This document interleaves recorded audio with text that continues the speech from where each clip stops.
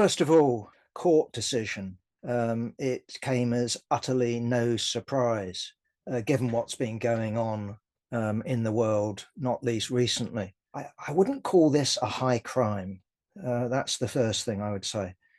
My understanding is that what National Rally did is set up various fronts in order to siphon off money coming from their MEPs into the coffers of the party that's operating in France. That came to, so we're told, no reason to doubt it, £3.5 million. Again, I'm going to have to be very cautious here. I would call that how should I put it, a game of paying Peter, robbing Peter to pay Paul. I know there's been some accusations about redundancy money and Christmas bonuses and stuff like that. But in reality, this isn't about, as far as I know, self-enrichment. It's about the running of a political party. And again, to my knowledge, and obviously that was legal, the Communist Party of Italy, or the Italian Communist Party, to give it its proper name, used to finance itself in, good measure by taking the pay of its MPs and putting it into party control. Now, I don't know. Well, hopefully we've got students of Italian politics, on this forum, and maybe they'll be able to inform us about the law there. But that was well known, and that's what any Communist Party would do. So we would have our MPs or MEPs on the average worker's wage, and the rest of that money would go to the control of the party. Okay, formally, I would understand it that in Brussels, Strasbourg, this money was meant to be used for the personnel, the office of these MEPs as individuals. But from our angle, we wouldn't support such a thing.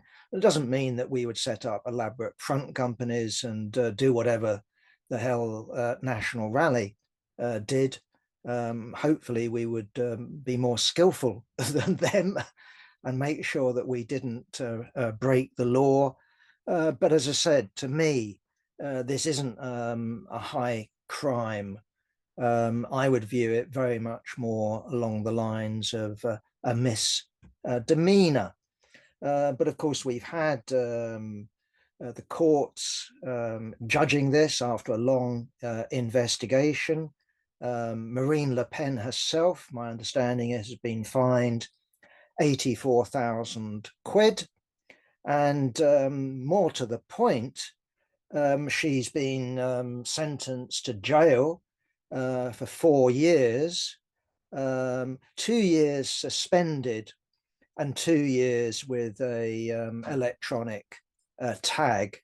But crucially, and this is what gives, I think it should be all of us concern, is that effectively what that has done is bar her from running in the 2027 presidential election. As we all know, Macron cannot run.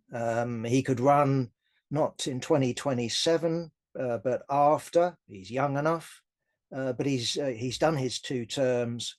He has to take at least 1 term off. So we don't know what the what the candidate of the so-called centre is going to be. We can have a guess, perhaps, in terms of the left, but the left, in terms of its unity, who knows whether they would be capable of choosing a single candidate. But what I would say myself is that we at least ought to think about this, not just as a French phenomenon. So although we've flagged it as lawfare in the colors of France, and clearly it isn't unique to France. And we're not just talking here about the use of the courts. What we're talking about here is the liberals, the so-called centre, using the courts, using the so-called justice system to do down their opponents. And the obvious example I'm thinking of here is Donald Trump, who, when he had his first term and didn't have, Congress securely in his pocket, faced constant lawfare by the Democrats. And okay, I've got no doubt that he lost in terms of what he would call his second term, which is the term that they robbed off him. I'm convinced that he didn't win. Either way, that war, that lawfare against him continued for 4 more years. And what did it produce? Now, it isn't automatic. I'm not saying that for a second, but we should be warned. In other words, the attempt by liberalism to save liberalism by resorting to authoritarian or draconian measures can backfire. It backfired in the United States in a pretty spectacular fashion. And I don't really see, why it shouldn't backfire in France. Now, if you look at opinion polls, I'm not saying that they should be your, be all and end all guide. But from a liberal point of view, they're sort of going, well, this is great. Because if you look at, as I say, various opinion polls, it's something like 60% of the population, when they're asked, do you approve of the courts passing their judgment on Marine Le Pen and others in National Rally, they go yes. The danger is, of course, that the 40% who say no can actually increase in size. And if we look at what's going on a global scale, that's indeed something I would say is a definite possibility, i.e., if we look at, which way the world is going, it's going to the right. We've all heard J.D. Vance in Europe, in Munich. We've heard the comments that they've made in, the US cabinet about European powers. We've heard what Trump has had to say about freedom of speech in Britain. And we've heard about the AfD, Elon Musk. But we also need to listen to what they're saying about Le Pen. Release, Marine Le Pen. Well, she isn't in prison, but you know what they mean. Okay, and showing that, how should I put it, the danger that we face. I just turned to Socialist Worker, and I turned to Socialist Worker perhaps in the expectation that my expectations would prove to be wrong. Instead, I turned to Socialist Worker and found, much to my sadness, that my expectations were confirmed. Here we have Thomas Foster reporting on the court judgment, reporting on the barring of Le Pen from the 2027 presidential race. And it says that anti-racists are celebrating. Anti-racists are celebrating this news because she's been banned from running for public office, presumably as a felon, for 5 years. That's part of her punishment.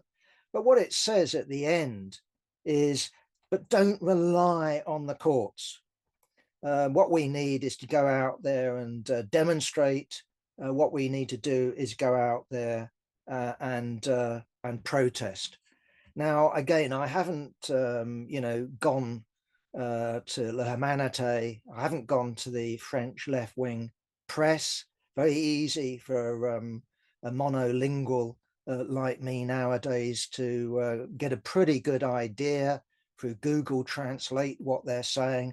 But I did read a report in The Guardian saying that the right, National Rally, were planning a whole series of demonstrations throughout France, in Paris, Lyon, Marseille, you name it. That's today. They no doubt are happening as I'm talking. But there were also rallies organized by the left, this is The Guardian, actually supporting the courts. Now, from what I know of Mélenchon and his organization, and what I think I know about these support the court demonstrations, I don't think that he and his organization will be supporting them. I could be wrong, but what I read of him responding to the judgment on Marine Le Pen was that we don't rely on the courts. We don't want to look to the courts. We will fight Le Pen on the streets. We will fight Le Pen, National Rally, in the ballot box. On the other hand, I could easily imagine the Socialist Party, coalition, Popular Front partner of Mélenchon. I could imagine them marching. I could imagine the Greens marching, and I can also imagine the French Communist Party also marching on such a demonstration. Now, again, if anyone knows, it would be very much worthwhile coming in terms of the discussion and informing us what has been going on and who's been saying what. Just to add to that, I suppose in the way of a bit of a, how should I put it, we told you so, or be careful what you wish for. Just look at what's been going on in Britain. You know, leave aside Turkey. That's the right. Erdogan using the courts to bar his centrist opponent in Turkey.